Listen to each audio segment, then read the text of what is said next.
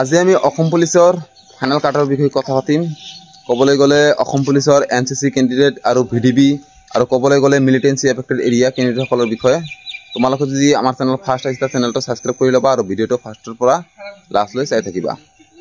আমি ক'বলৈ গ'লে এবি কাটৰ বিষয়ে ক'বলৈ যাওঁ যদি আমি এনচিচি কেণ্ডিডেটৰ কথা ক'বলৈ গ'লে আমাৰ এনচিচিত এবিত মিনিমাম আমাৰ 4 মান প্লাছ লাগিব। 4 মান প্লাছ থাকিলে যিকোনো কাষ্টৰ পৰা নাম অহাৰ চান্স আছে। আৰু যদি আমি ক'বলৈ যাওঁ আমাৰ এনচিচি কেণ্ডিডেটসকলৰ যিবিলাক ইউবি কেণ্ডিডেটসকলৰ মিনিমাম আমাৰ ক'বলৈ গ'লে তাত আমাৰ 5 প্লাছ লাগিবই। মানে টোটাল প্লাছ তোমাৰ কাটৰ পৰা 5 যদি প্লাছ আছে তেনেহ'লে 100% নাম অহাৰ চান্স আছে। আৰু ক'বলৈ গ'লে এতিয়া আমাৰ মিলিটেন্সি এফেক্টেড এৰিয়াত আমাৰ এবিত আমাৰ যদি তোমাৰ 3 প্লাছ থাকে তেনেহ'লে 100% চান্স আছে মিলিটেন্সি এফেক্টেড এৰিয়াৰ নাম অহাৰ।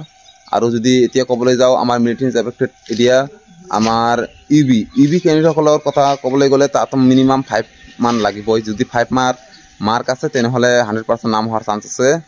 আৰু এতিয়া হ'ল ভিডিবি মানে কাটৰ পৰা অলপ কম যাব।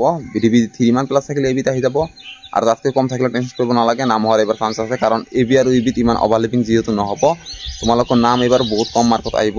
আৰু ইউবিত যদি ক'বলৈ যাওঁ আমাৰ ইউবিত ভিডিবিতো ইমান হাই নাযায়, 4 মান চামথিং প্লাছ থাকিলে বা 5 থাকিলে আহি যাব। আৰু এইবাৰ টেনশ্যন কৰিব নালাগে। কাট অফতকৈ যদি তোমালোকৰ 4, 5, 6 মানে এনচিচি ভিডিবি আৰু মিলিটেন্সি এফেক্টেড এৰিয়া তোমালোকৰ কেণ্ডিডেটসকলৰ মাৰ্ক আছে তেনেহ'লে টেনশ্যন কৰিব নালাগে, 100% তোমালোকৰ নাম আহি যাব। আৰু ক'বলৈ গ'লে যে ইউআৰৰ কাট অফটো যিহেতু অলপমান হাই যাব, ক'বলৈ গ'লে 5 ইউবিত যাব আৰু এবিত আমাৰ 4 মান যাব পাৰে। আৰু তাতকৈ মানে কাষ্টৰ বহুত কম যাব, ক'বলৈ গ'লে তাতকৈ পাৰ্চেণ্টেজ বা পইণ্টত অলপমান কম যাব।